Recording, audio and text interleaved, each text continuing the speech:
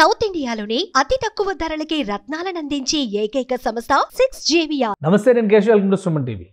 కేంద్ర ప్రభుత్వం జాతీయ బడ్జెట్ను ప్రవేశపెట్టింది 2025-26 సంవత్సరానికి సంబంధించి. అయితే ఈ బడ్జెట్లో రూపాయి రాక పోక ఎటు నుంచి ఆదాయం వస్తుంది, ఎటువైపు ఖర్చు రూపంలో వెళ్తుంది, ఈ అంశంపైన అందరిలోనూ ఆసక్తి నెలకొని ఉంది. మొత్తం మీద సెంట్రల్ గవర్నమెంట్ రిలీజ్ చేసినటువంటి బడ్జెట్ డాక్యుమెంట్స్ని ఒకసారి పరిశీలిద్దాం.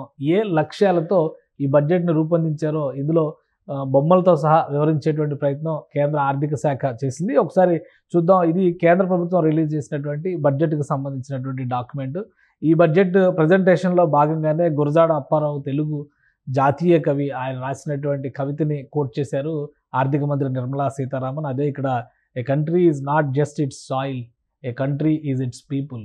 దేశం అంటే మట్టి కాదు, ఈ దేశం అంటే మనుషులే చెప్పినటువంటి స్లోగన్స్ని మొదటి పేజీలోనే పెట్టారు. అలానే జర్నీ ఆఫ్ డెవలప్మెంట్ పేరుతో ఇంజిన్స్ ఆఫ్ డెవలప్మెంట్ అని 4 సెక్టార్లుగా దీన్ని విభజించారు. దీనికి సంబంధించినటువంటి ఒక రూట్ మ్యాప్ ఇచ్చారు. రిఫార్మ్స్ ఇవ్వడం ద్వారా ఇంక్లూజివ్ డెవలప్మెంట్ దిశగా అడుగులు వేస్తే వికసిత్ భారత్ లక్ష్యం అవుతుందనేటువంటి సంకేతాన్ని కేంద్ర ప్రభుత్వం ఈ బడ్జెట్ డాక్యుమెంట్లో పొందుపరిచింది. 4 ప్రధాన విభాగాల రూపంలో మనం చూస్తే కనుక, ఒకటి అగ్రికల్చర్, వ్యవసాయం. ఇంకా ఈ దేశంలో 67% అగ్రికల్చర్ ఉందనేటువంటి నమ్మకం అందరిలో ఉంది కాబట్టి కేంద్ర ప్రభుత్వం దాన్ని ప్రథమ ప్రాధాన్యంగా పెట్టుకుంది. ఇక ఎంఎస్ఎంఈ అంటే చిన్న తరహా పరిశ్రమలకు సంబంధించి, చిన్న మధ్య తరహా పరిశ్రమలకు సంబంధించినటువంటి విభాగం ఇది. దీనికి ప్రాధాన్యం ఇచ్చింది. ఇక ఇన్వెస్ట్మెంట్స్, ఎక్స్పోర్ట్స్, ఈ రెండింటిపైన ఫోకస్ పెట్టాలనేటువంటి ప్రాథమిక సూత్రాన్ని, ఈ 4 సూత్రాలను ఉపయోగించుకుని బడ్జెట్కి సంబంధించినటువంటి రూపకల్పన జరిగింది. ఈ బడ్జెట్ ప్రసంగాన్ని నిర్మలా సీతారామన్ ప్రజెంట్ చేశారు. అలానే ఇందులో అనేక అంశాలని కూడా పొందుపరిచారు. ఈ అంశాలను మనం చూస్తే వివరించేటువంటి సందర్భంలో, అంటే ఓవరాల్గా బడ్జెట్కి సంబంధించినటువంటి గ్రోత్ మోడల్స్ అన్నింటినీ ఇందులో development measures focusing on Garib, youth, Annadata and నారీ. అంటే పేదలు, యువత, అన్నదాత అంటే రైతు, మరోవైపు నుంచి మహిళలు, వీళ్ళందరినీ ఇంటిగ్రేట్ చేస్తూ చేసినటువంటి బడ్జెట్ ఇది. ఇక బడ్జెట్లో రూపాయి రాకపోక గురించి ఒకసారి తెలుసుకునేటువంటి ప్రయత్నం చేద్దాం.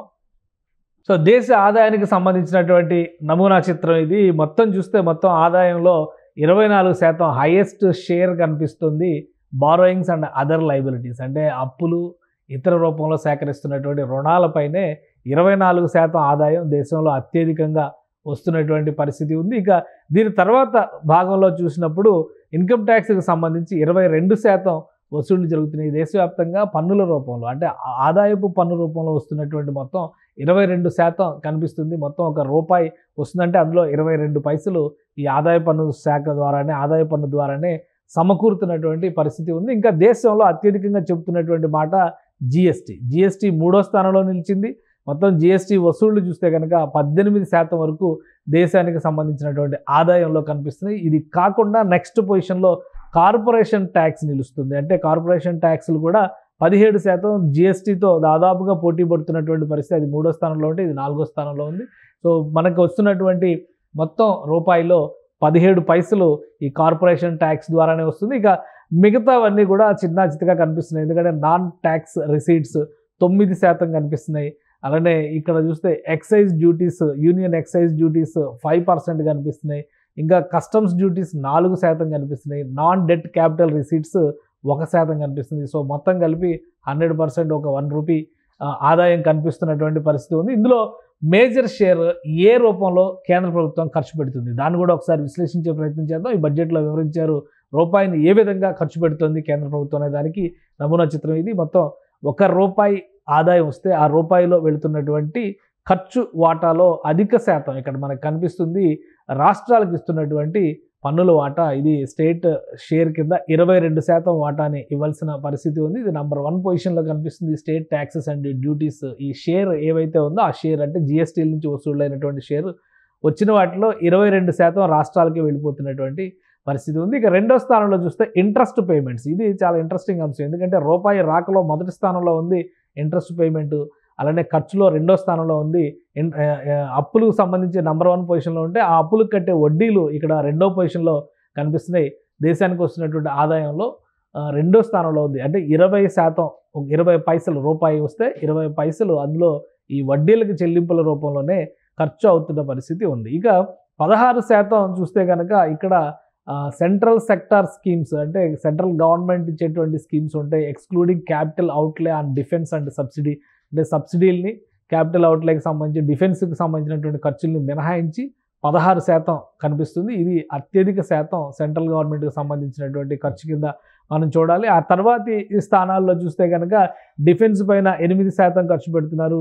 అలాగే సెంట్రల్లీ స్పాన్సర్డ్ స్కీమ్స్కి సంబంధించి 8% ఖర్చు పెడుతున్నారు. ఇతర అవసరాల కోసం చేస్తున్నటువంటి ఖర్చు మరొక 8% ఉంటుంది. ఇక మేజర్ సబ్సిడీస్ ఇప్పుడు ఇస్తున్నటువంటి గ్యాస్ సబ్సిడీలు లాంటివి ఇతర అన్నీ కూడా ఈ 6%లో కనిపిస్తున్నాయి. ఫైనాన్స్ కమిషన్ అండ్ అదర్ ట్రాన్స్ఫర్స్కి సంబంధించిన ఒక 8% కనిపిస్తున్నాయి. సో మొత్తం మీద ఇవి ఖర్చులు. వీటితో పాటు పెన్షన్ ఎక్స్పెండిచర్, ఉద్యోగులకి సంబంధించినటువంటి పెన్షన్ ఎక్స్పెండిచర్ కూడా 4% కేంద్ర ప్రభుత్వం ఖర్చు పెడుతుంది. ఇది ఓవరాల్గా వస్తున్నటువంటి ఖర్చు, అలానే ఆదాయము ప్లస్ ఖర్చు, ఈ రెండింటికి సంబంధించినటువంటి చెల్లింపుల నమూనా చిత్రాలు ఇవి. కానీ ఇందులో మేజర్ షేర్గా మనం ఒకసారి అబ్జర్వ్ చేసి చూసినప్పుడు ఇన్కమ్ ట్యాక్స్ నుంచి వస్తున్నటువంటి ఆదాయం 22% కనిపిస్తుంది. ఈ 22% ఇన్కమ్ ట్యాక్స్ ఆదాయాన్ని కోల్పోయేటువంటి పరిస్థితుల్లో కొన్ని సంస్కరణల్ని ప్రభుత్వం ప్రవేశపెడుతుంది కాబట్టి ఆ క్రమంలోనే 12 లక్షల రూపాయల వరకు పన్ను మినహాయింపులు అనేటువంటి అంశాన్ని ప్రస్తావించింది. దాన్ని ఎందుకు ప్రస్తావించారు? ప్రధానంగా ఈ ఈజ్ ఆఫ్ డూయింగ్ బిజినెస్లో భాగంగా కొన్ని రిఫార్మ్స్ని కేంద్ర ప్రభుత్వం తీసుకొచ్చే ప్రతిపాదన చేసింది. దానికి సంబంధించినటువంటి బడ్జెట్ అంటే డైరెక్ట్ ట్యాక్సెస్లో, ఇండైరెక్ట్ ట్యాక్సెస్లో కూడా ఈ ప్రపోజల్స్ని పెట్టింది. డైరెక్ట్ ట్యాక్సెస్ కేటగిరీలో మనకి ఇన్కమ్ ట్యాక్సెస్ సంబంధించినటువంటి ఎగ్జామ్షన్స్, రిలాక్సేషన్స్ ఇప్పుడు కనిపిస్తున్నాయి. ఈజ్ ఆఫ్ డూయింగ్ బిజినెస్ కేటగిరీలో భాగంగా కొన్ని సంస్కరణలు చేసింది. ఇందులో చూస్తే కనుక introduction of a scheme for determining arms length price of international transaction of a block period for 3 years. So ఇందులో కొన్ని మెన్షన్ చేసింది. Expansion of scope of safe harbour rules, ఇవన్నిటికి సంబంధించినటువంటి ఎక్స్పోర్ట్ ఇంపోర్ట్కి సంబంధించిన పాలసీలను ఇంపాక్ట్ చేసేటువంటి అంశాలు ఇవి.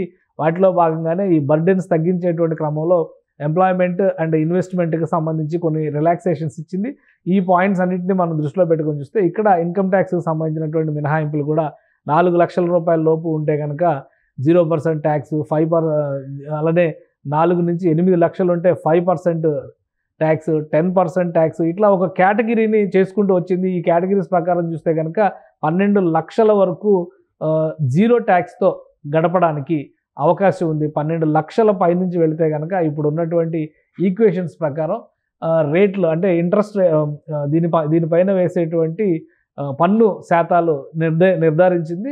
పెద్ద స్లాబ్స్లో అంటే 12 లక్షల పైబడినటువంటి స్లాబ్స్లో పెద్దగా మార్పులు లేకపోయినప్పటికీ 12 లక్షల లోపు మాత్రం ఉపశమనం లభించే విధంగా ఈ సంస్కరణల్ని కేంద్ర ప్రభుత్వం తీసుకొచ్చింది.